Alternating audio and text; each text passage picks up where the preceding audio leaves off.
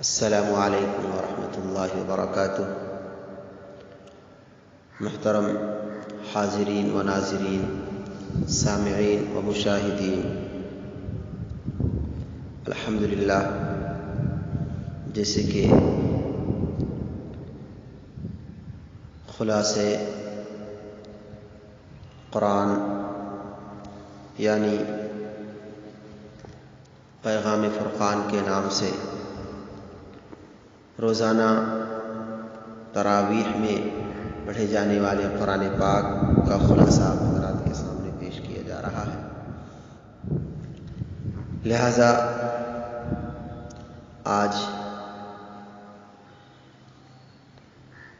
چوتھی تراویح یعنی چوتھے پارے کی ان آیتوں کا خلاصہ جو خاص طور پر پیغام سے تعلق رکھتی ہیں پیش کیا جا رہا ہے، جس کا طریقہ کار یہ ہے کہ جیسے کہ چوتھے پارے میں سورہ آل عمران کا ایک بڑا حصہ ہے، اس لیے میں پہلے سورہ آل عمران کا تعارف، انٹروڈکشن آپ حضرات کے سامنے مختصراً عرض کر دوں، اور اس کے بعد پھر اس کی آیتوں پر روشنی ڈالوں گا، اور اس کے بعد پھر انشاءاللہ سورہ نساء کا مختصراً تعارف اور پھر اس کی جو آیتیں ہیں خاص طور پر چوتھے پارے میں اس پر روشنی ڈالوں گا۔ محترم حضرات، عمران جو آل عمران اس سورت کا نام ہے، تو عمران حضرت مریم علیہ السلام کے والد کا نام ہے، اور آل عمران کا مطلب ہے عمران کا خاندان۔ اس سورت کی آیات 33 تا 37 میں اس خاندان کا ذکر آیا ہے، اس لیے سورت کا نام سورہ آل عمران ہے۔ اس سورت کے بیشتر حصے اس دور میں نازل ہوئے ہیں جب مسلمان مکہ مکرمہ سے ہجرت کر کے مدینہ منورہ آ گئے تھے، مگر یہاں بھی کفار کے ہاتھوں انہیں بہت سی مشکلات درپیش تھی۔ سب سے پہلے غزوہ بدر پیش آیا، جس میں اللہ تعالیٰ نے مسلمانوں کو غیر معمولی فتح عطا فرمائی اور کفار قریش کے بڑے بڑے سردار مارے گئے۔ اس شکست کا بدلہ لینے کے لیے اگلے سال انہوں نے مدینہ منورہ پر حملہ کیا، اور غزوہ احد پیش آیا، جس میں مسلمانوں کو عارضی پسپائی بھی اختیار کرنی پڑی، جس میں سرکار دو عالم صلی اللہ علیہ وسلم کے دندان مبارک بھی شہید ہو گئے تھے۔ ان دونوں غزوات کا ذکر اس صورت میں آیا ہے، اور ان سے متعلق مسائل پر قیمتی ہدایات بھی عطا فرمائی گئی ہیں۔ مدینہ منورہ اور اس کے اطراف میں یہودی بڑی تعداد میں آباد تھے۔ سورہ بقرہ میں ان کے عقائد و اعمال کا بڑی تفصیل کے ساتھ ذکر ہو چکا ہے، اور ضمناً عیسائیوں کا بھی تذکرہ آیا تھا۔ سورہ آل عمران میں اثر روئے سخن عیسائیوں کی طرف ہے، اور ضمناً یہودیوں کا بھی تذکرہ آیا ہے۔ عرب کے علاقے نجران میں عیسائی بڑی تعداد میں آباد تھے، ان کا ایک وفد حضرت صلی اللہ علیہ وسلم کے پاس آیا تھا۔ سورہ آل عمران کا ابتدائی تقریباً آدھا حصہ انہی کے دلائل کے جواب اور حضرت مسیح علیہ السلام کی صحیح حیثیت بتانے میں صرف ہوا ہے۔ نیز اس صورت میں زکوٰۃ، سود اور جہاد سے متعلق احکام بھی عطا فرمائے گئے ہیں، اور صورت کے آخر میں دعوت دی گئی ہے کہ اس کائنات میں پھیلی ہوئی قدرت خداوندی کی نشانیوں پر انسان کو غور کر کے اللہ تعالیٰ کی وحدانیت پر ایمان لانا چاہیے، اور ہر حاجت کے لیے اسی کو پکارنا چاہیے۔ محترم دوستو، اب ان آیتوں کا خلاصہ سماعت فرمائیں جو تیسرے پارے سے متعلق ہیں، یعنی جو چوتھے پارے میں ہے، جہاں سے چوتھا پارہ شروع ہوتا ہے، آیت نمبر 97، جس کا عنوان ہے حج کا حکم۔ جن لوگوں کو اللہ تعالیٰ نے مال و دولت عطا کر رکھا ہے اور صحت و تندرستی سے بھی نوازا ہے، ان پر حج فرض ہے۔ موت کا کوئی بھروسہ نہیں کہ کب آ جائے، اس لیے جہاں تک ہو سکے فریض حج کی ادائیگی میں جلدی کرنا چاہیے۔ پرہیزگاری اور قرآن کریم پر عمل۔ ایمان والوں کو ہر حال میں اللہ تعالیٰ سے ڈرنے، اس کے حکموں پر عمل کرنے، اللہ تعالیٰ کی رسی یعنی قرآن کریم کو مضبوطی سے تھامے رکھنے کا حکم دیا گیا ہے۔ اللہ تعالیٰ کی رسی کو مضبوطی سے تھامے رکھنے کا مطلب یہ ہے کہ قرآن کریم میں جن چیزوں پر عمل کرنے کا حکم دیا گیا ہے ان کو کرو، اور جن چیزوں سے روکا گیا ہے ان سے رک جاؤ، اور آپس میں اختلاف مت کرو بلکہ مل جل کر رہو۔ اچھی باتوں کا حکم کرو اور بری باتوں سے روکو۔ آدمی کو اپنی اصلاح کے ساتھ ساتھ دوسروں کی اصلاح کی بھی کوشش کرنی چاہیے۔ اس کا طریقہ یہ ہے کہ امت میں ایک مستقل اور مخصوص جماعت اسلام کی تبلیغ و اشاعت میں لگی رہے، خیر و شر، بھلے برے، نیکی اور بدی کا نفع نقصان سمجھا کر راہ راست پر چلنے کی تلقین کرے اور برے کاموں میں ملوث ہونے سے منع کرے۔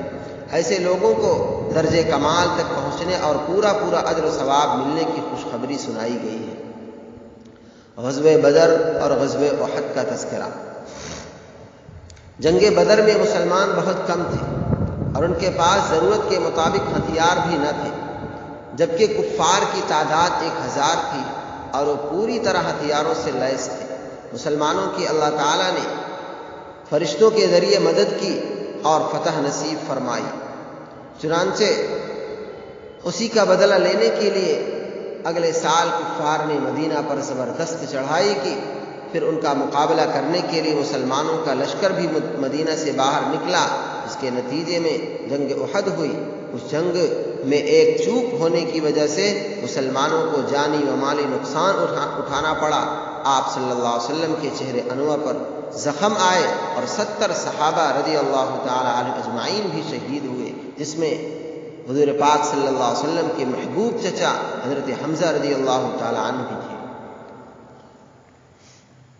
متقیوں کی صفات۔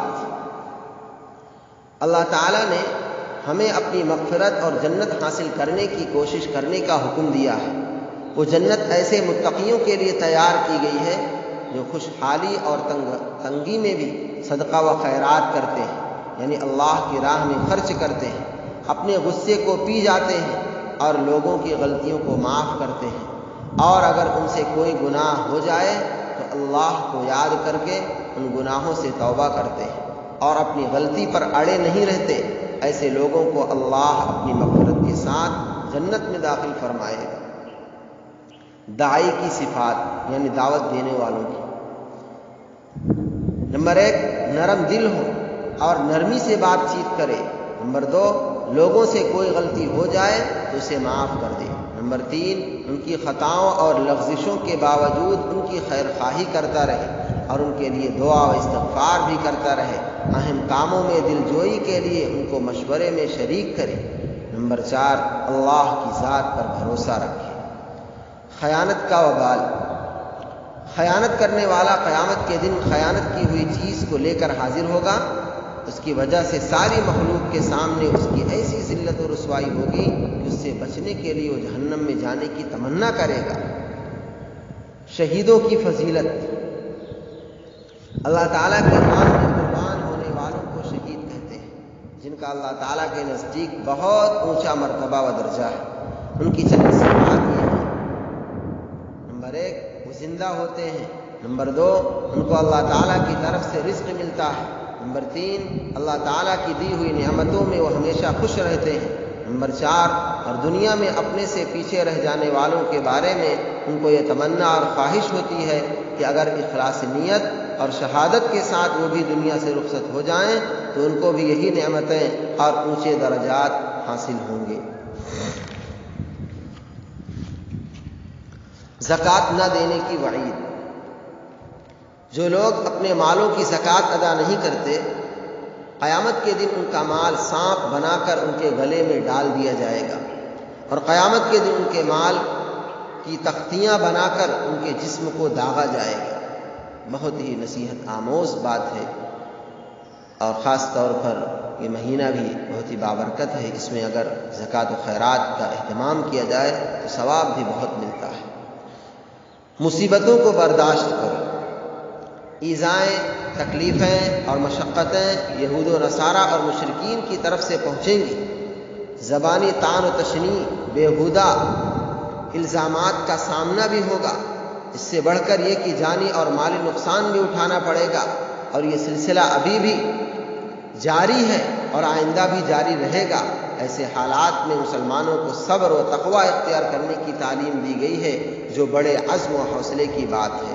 اور آج وہ منظر ہمارے سامنے پورا بالکل نمایاں ہے کہ آج مسلمانوں کو مورد الزام ٹھہرایا جا رہا ہے کہ یہ کورونا پھیلا رہے ہیں، یا انہی کے ذریعے سے یہ بیماری بڑھ رہی ہے۔ طرح طرح سے الزامات جو ہے عائد کیے جا رہے ہیں۔ اللہ تبارک و تعالیٰ سورہ آل عمران کی آیت نمبر 186 کے ذریعے سے ہمیں اس بات کا سبق دیا ہے کہ کافرین، مشرکین اور دشمنان اسلام ہم پر اسی طریقے سے اپنے کام کو کریں گے۔ ہمارا کام یہ ہے کہ ہم صبر اور تقوی کے ذریعے سے ان کا بھرپور جواب دیں، لیکن اللہ تبارک و تعالیٰ نے آخر میں یہ بات بیان فرما دی اس آیت میں کہ یہ بہت بڑے عزم اور حوصلے کی بات ہے۔ اپنے گناہوں پر خوش نہیں ہونا چاہیے،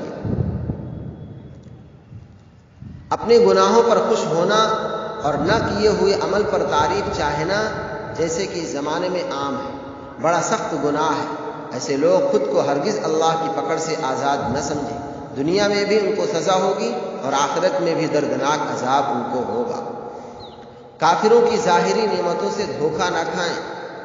اللہ تعالیٰ فرماتے ہیں کہ کافروں کا شہروں میں چلنا پھرنا تم کو ہرگز دھوکے میں نہ ڈالے کہ وہ تجارت کے لیے، دولت کمانے کے لیے یا سیر و تفریح کے لیے ساری دنیا کا چکر لگاتے ہیں۔ یہ دنیا میں رہ کر تھوڑے دنوں تک فائدہ اٹھا رہے ہیں، پھر مرنے کے بعد ان کا ٹھکانہ ہمیشہ کے لیے دوزخ ہوگا، اور وہ بہت ہی برا ٹھکانہ ہے۔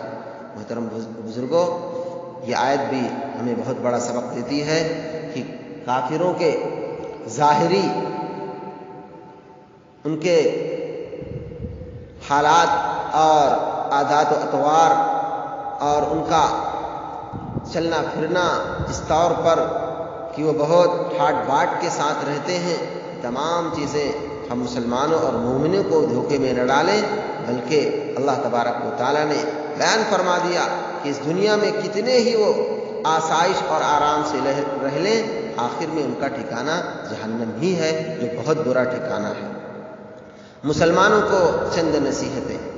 نمبر 1، مسلمانوں کو اگر کفار کی طرف سے تکلیف پہنچے تو برداشت کریں۔ نمبر 2، لڑائی کی نوبت آئے تو جم کر مقابلہ کریں۔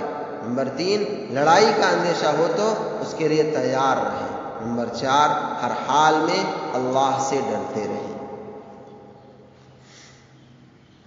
محترم بھائیو، یہ سورہ آل عمران کی آیتوں کا خلاصہ تھا۔ اب آپ کے سامنے سورہ نساء کا تعارف، پھر اس کی چند آیتوں کا خلاصہ۔ سورہ نساء یہ سورت حضرت صلی اللہ علیہ وسلم کے مدینہ منورہ ہجرت فرمانے کے بعد کے ابتدائی سالوں میں نازل ہوئی، اور اس کا اکثر حصہ جنگ بدر کے بعد نازل ہوا تھا۔ یہ وقت تھا جب مدینہ منورہ کی نوزائیدہ مسلمان ریاست مختلف مسائل سے دوچار تھی۔ زندگی کا ایک نیا ڈھانچہ ابھر رہا تھا، جس کے لیے مسلمانوں کا اپنی عبادت کے طریقوں اور اخلاق و معاشرت سے متعلق تفصیلی ہدایات کی ضرورت تھی۔ دشمن طاقتیں اسلام کی پیش قدمی کا راستہ روکنے کے لیے سر توڑ کوششیں کر رہی تھیں، اور مسلمانوں کو اپنی جعفرانی اور اپنی جغرافیائی و نظریاتی سرحدوں کی حفاظت کے لیے نت نئے مسائل کا سامنا تھا۔ سورہ نساء نے ان تمام معاملات میں تفصیلی ہدایات فراہم کی ہیں، چونکہ ایک مستحکم خاندانی ڈھانچہ کسی بھی معاشرے کی بنیاد ہوتا ہے، اس لیے سورت خاندانی معاملات کے بارے میں مفصل احکام سے شروع ہوئی ہے۔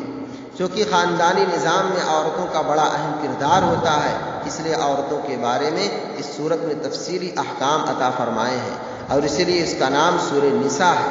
جنگ احد کے بعد بہت سی خواتین بیوہ اور بہت سے بچے یتیم ہو گئے تھے، اس لیے سورت نے شروع ہی میں یتیموں کے حقوق کے تحفظ کا انتظام فرمایا ہے، اور آیت نمبر 14 تک میراث کے احکام تفصیل سے بیان فرمائے ہیں۔ زمان جاہلیت میں عورتوں کے ساتھ طرح طرح کے ظلم ہوتے تھے، ان مظالم کی ایک ایک کر کے نشاندہی کی گئی ہے اور معاشرے سے ان کا خاتمہ کرنے کی ہدایت دی گئی ہے۔ نکاح و طلاق کے مفصل احکام بیان کیے گئے ہیں اور میاں بیوی کے حقوق متعین فرمائے گئے ہیں۔